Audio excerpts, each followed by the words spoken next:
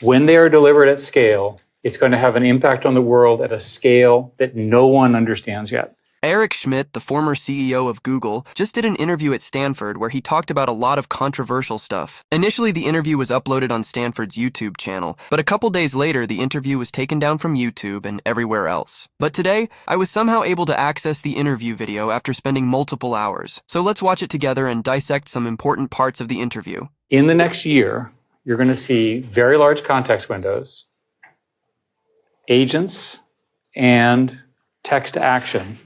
When they are delivered at scale, it's going to have an impact on the world at a scale that no one understands yet. Much bigger than the horrific impact we've had by social media, right, in my view. So here's why. In a context window, you can basically use that as short-term memory. And I was shocked that context windows get this long. The technical reasons have to do with the fact that it's hard to serve, hard to calculate, and so forth. The interesting thing about short-term memory is when you feed you ask it a question, read 20 books, you give it the text of the books is the query, and you say, tell me what they say. It forgets the middle, which is exactly how human brains work too, right? That's where we are. With respect to agents, there are people who are now building essentially LLM agents, and the way they do it is they read something like chemistry, they discover the principles of chemistry, and then they test it. And then they add that back into their understanding, right? That's extremely powerful. And then the third thing, as I mentioned, is text to action. So I'll give you an example. The government is in the process of trying to ban TikTok. We'll see if that actually happens. If TikTok is banned, here's what I propose each and every one of you do. Say to your LLM the following.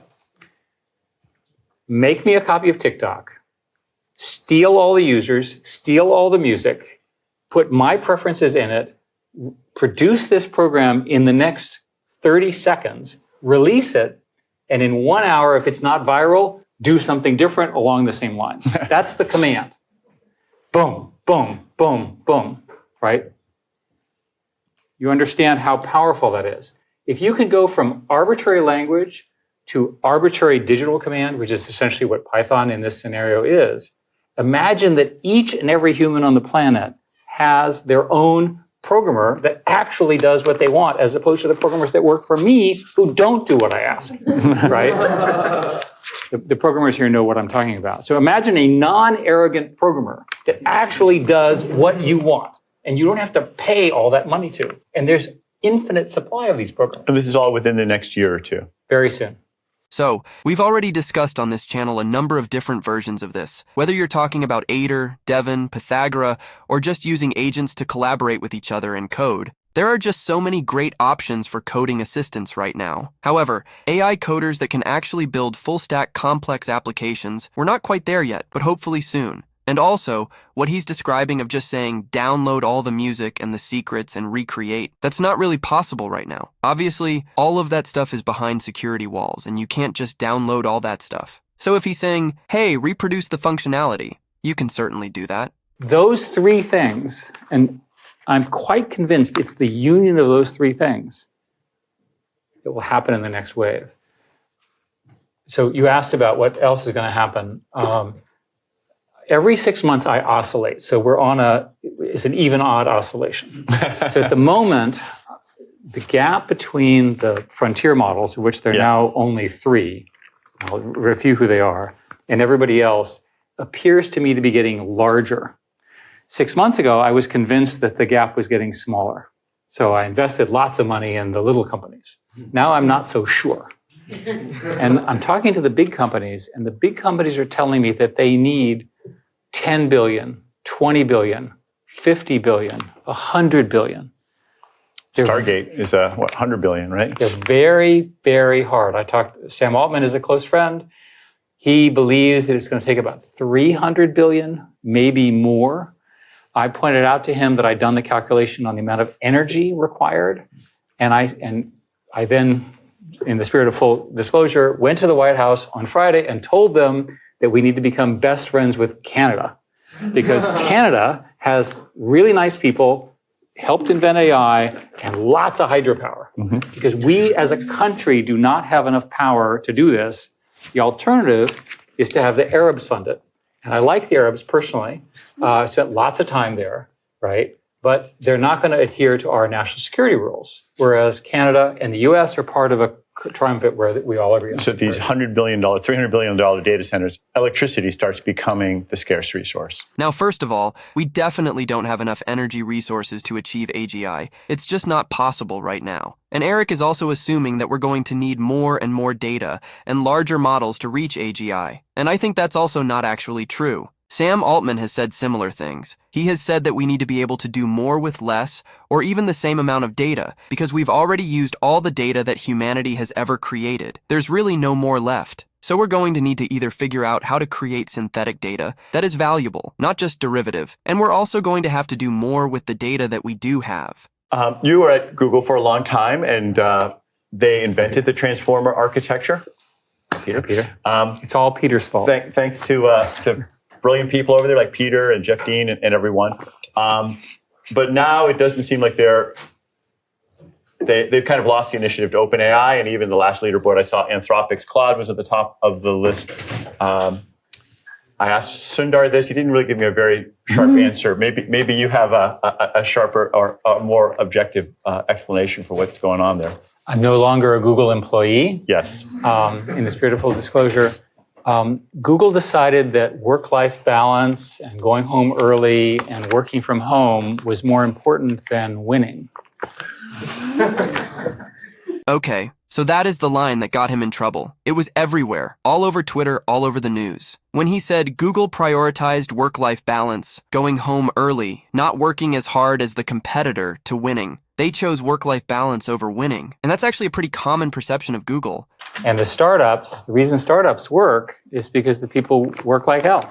And I'm sorry to be so blunt, but the fact of the matter is if you all leave the university and go found a company, you're not going to let people work from home and only come in one day a week if you want to compete against the other startups.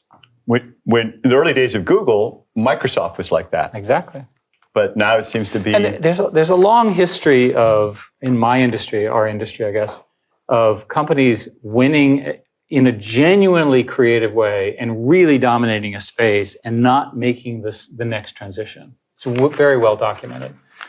And I think that the truth is founders are special. The founders need to be in charge. The founders are difficult to work with. They push people hard. As much as we can dislike Elon's personal behavior, look at what he gets out of people. Mm-hmm. I had dinner with him, and he was flying. I was in Montana. He was flying that night at 10 p.m. to have a meeting at midnight with X.AI. Right? Think about it. I was in Taiwan, different country, different culture, and they said that, and this is TSMC, who I'm very impressed with, and they have a rule that the starting PhDs coming out of they're good physicists, work in the factory on the basement floor. Now, can you imagine getting American physicists to do that? The PhDs? Highly unlikely. Different work ethic. And the problem here, the reason I'm being so harsh about work is that these are systems which have network effects. So time matters a lot. And in most businesses, time doesn't matter that much. Right? You have lots of time. You know, Coke and Pepsi will still be around, and the fight between Coke and Pepsi will continue to go along, and it's all glacial, right? When I dealt with telcos, the typical telco deal would take 18 months to sign, right? There's no reason to take 18 months to do anything. Get it done. It's just, we're in a period of maximum growth, maximum gain. So here he was asked about competition with China's AI and AGI, and that's his answer. We're ahead, we need to stay ahead, and we need money. AI is going to play a role or competition with China as well. So I was the chairman of an AI commission that sort of looked at this very carefully. And you can read it. It's about 752 pages. And I'll just summarize it by saying, we're ahead, we need to stay ahead, and we need lots of money to do so. Our customers were the Senate and the House. And out of that came the CHIPS Act and a lot of other stuff like that. A rough scenario is that if you assume the frontier models drive forward and a few of the open source models, it's likely that a very small number of companies can play this game. Countries, excuse me. What are those countries, or who are they? countries with a lot of money and a lot of talent, strong educational systems, and a willingness to win. The US is one of them. China's another one. How many others are there? Are there any others? I don't know, maybe. But certainly in your lifetimes, the battle between the US and China for knowledge supremacy is going to be the big fight, right? So the US government banned essentially the NVIDIA chips, although they weren't allowed to say that was what they were doing, but they actually did that into China. They have about a 10-year chip advantage. We have a roughly 10-year chip advantage in terms of sub-DUV, that is sub 5 nanometer. 10 years, chips. that long? Roughly 10 years. Wow. And so you're going to have, so an example would be, today we're a couple of years ahead of China. My guess is we'll get a few more years ahead of China, and the Chinese are whopping mad about this. It's like hugely upset about it. Well, let's talk about a real war that's going on. I know that something you've been very involved in is the Ukraine war, and in particular, I don't know how much you can talk about White Stork and your goal of having $500 drones destroy $5 million tanks. So how's that changing warfare? So I worked for the Secretary of Defense for 7 years and tried to change the way we run our military. I'm not a particularly big fan of the military, but it's very expensive, and I wanted to see if I could be helpful. And I think, in my view, I largely failed. They gave me a medal, so they must give medals to failure or whatever. But my self-criticism was nothing has really changed. And the system in America is not going to lead to real innovation. So watching the Russians use tanks to destroy apartment buildings with little old ladies and kids just drove me crazy. So I decided to work on a company with your friend, Sebastian Thrun, and as a former faculty member here, and a whole bunch of Stanford people.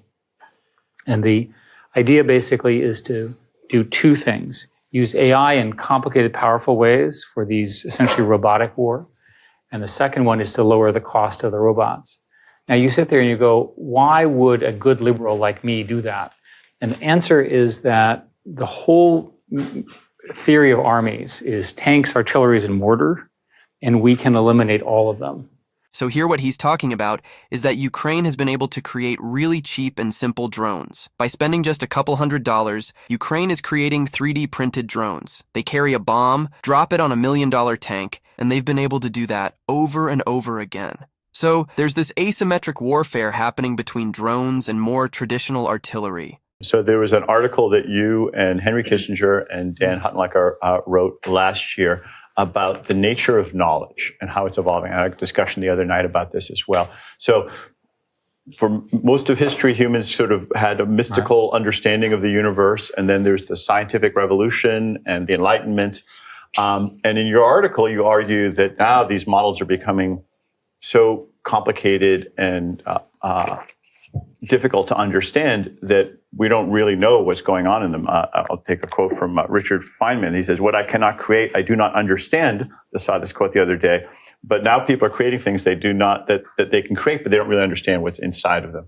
Is the nature of knowledge changing in a way? Are we going to have to start just taking the word for these models without them being able to explain it to us? The analogy I would offer is to teenagers. If you have a teenager, you know they're human, but you can't quite figure out what they're thinking. But somehow we've managed in society to adapt to the presence of teenagers, right? And they eventually grow out of it. And I'm just serious. So it's probably the case that we're going to have knowledge systems that we cannot fully characterize, but we understand their boundaries, right? We understand the limits of what they can do. And that's probably the best outcome we can get. Do you think we'll understand the limits? We'll get pretty good at it. He's referencing the way that large language models work, which is really essentially a black box. You put in a prompt, you get a response, but we don't know why certain nodes within the algorithm light up, and we don't know exactly how the answers come to be. It is really a black box. There's a lot of work being done right now trying to kind of unveil what is going on behind the curtain, but we just don't know. The consensus of my group that meets on every week is that eventually the way you'll do this, it's called so-called adversarial AI, is that there will actually be companies that you will hire and pay money to break your AI system. Like red team. So it'll be instead of human red teams, which is what they do today, you'll have whole companies and a whole industry of AI systems whose jobs are to break the existing AI systems and find their vulnerabilities, especially the knowledge that they have that we can't figure out. That makes sense to me. It's also a great project for you here at Stanford, because if you have a graduate student who has to figure out how to attack one of these large models and understand what it does, that is a great skill to build the next generation. So it makes sense to me that the two will travel together. All right, let's take some questions from the student. There's one right there in the back. Just say your name. Earlier you mentioned, and this is related to just the comment right now, getting AI that actually does what you want. You just mentioned adversarial AI, and I'm wondering if you could elaborate on that more. So this seems to be, besides, obviously compute will increase and we can get more performant models, but is getting them to do what you want issue seems totally unanswered in my view. Well, you have to assume that the current hallucination problems become less, right, as the technology gets better and so forth. I'm not suggesting it goes away. And then you also have to assume that there are tests for efficacy. So there has to be a way of knowing that the thing succeeded. So in the example that I gave of the TikTok competitor, and by the way, I was not arguing that you should illegally steal everybody's music. What you would do if you're a Silicon Valley entrepreneur, which hopefully all of you will be, is if it took off, then you'd hire a whole bunch of lawyers to go clean the mess up, right? But if nobody uses your product, it doesn't matter that you stole all the content. And do not quote me, right? Right? You're on camera. Yeah, that's right. But you see my point. In other words, Silicon Valley will run these tests and clean up the mess. And that's typically how those things are done. So my own view is that you'll see more and more performative systems with even better tests and eventually adversarial tests, and that'll keep it within a box. The technical term is called chain of thought reasoning, and people believe that in the next few years, you'll be able to generate 1,000 steps of chain of thought reasoning, right? Do this, do this. It's like building recipes, right? That the recipes, you can run the recipe and you can actually test that it produced the correct outcome. Now that was maybe not my exact understanding of chain of thought reasoning. My understanding of chain of thought reasoning, which I think is accurate, is when you break a problem down into its basic steps and you solve each step, allowing for progression into the next step. Not only it allows you to kind of replay the steps, it's more of how do you break problems down and then think through them step by step. The amounts of money being thrown around are mind-boggling. And I essentially invest in everything because I can't figure out who's going to win. And the amounts of money that are following me are so large. I think some of it is because the early money's been made and the big money people who don't know what they're doing have to have an AI component. And everything is now an AI investment, so they can't tell the difference. I define AI as learning systems that actually learn. So I think that's one of them.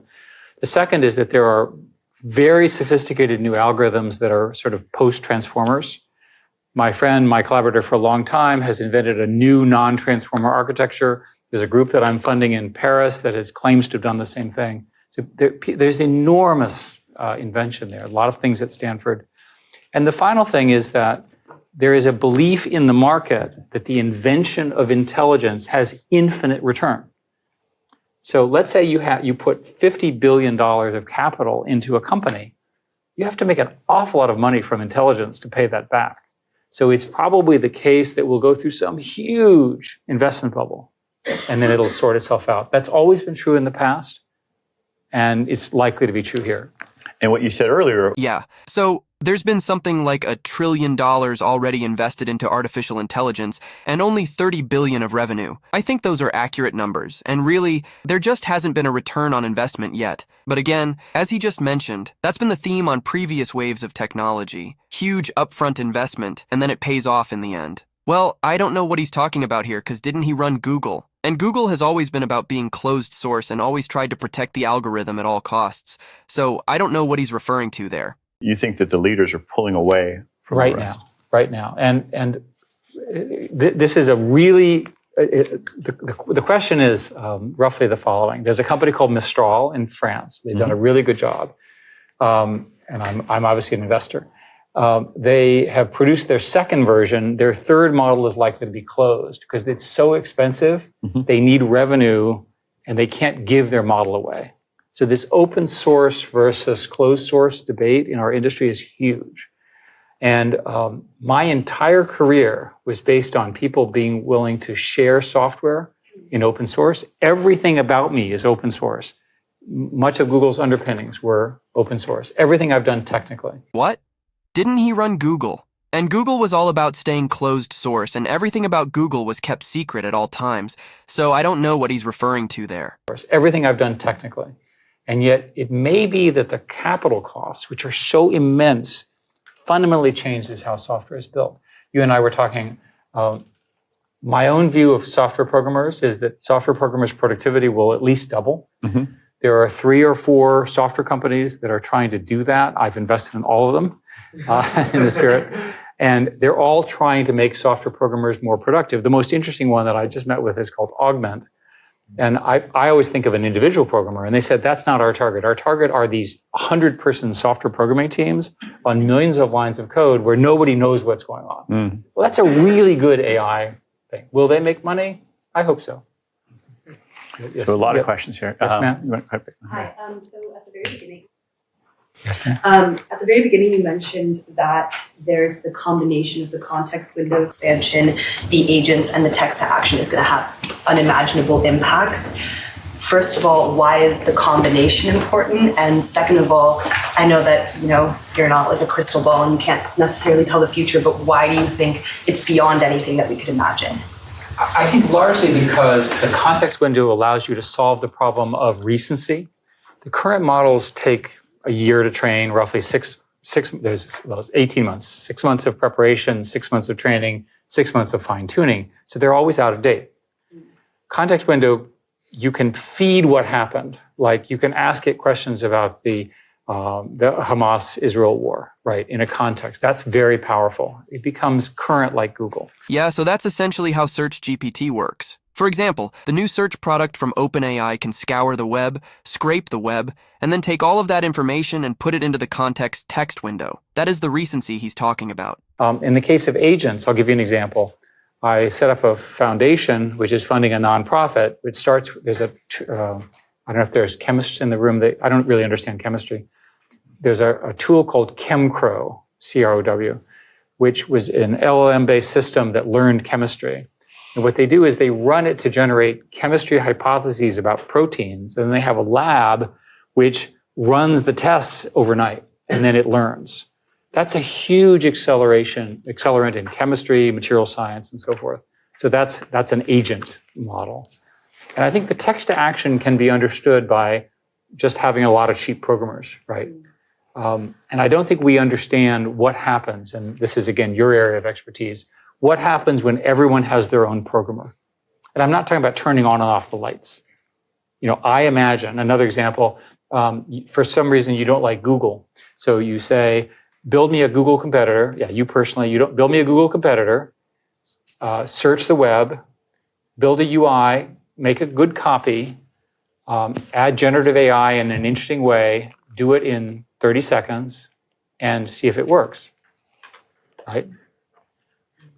So a lot of people believe that the incumbents, including Google, are vulnerable to this kind of an attack. Now, we'll see.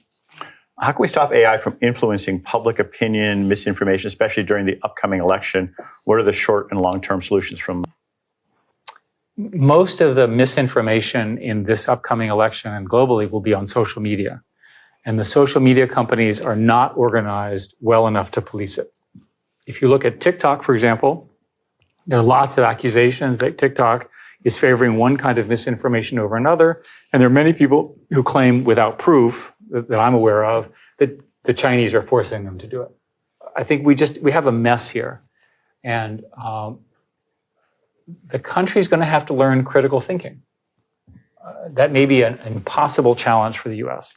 But the fact that somebody told you something does not mean that it's true. I think that the greatest threat to democracy is misinformation because we're going to get really good at it.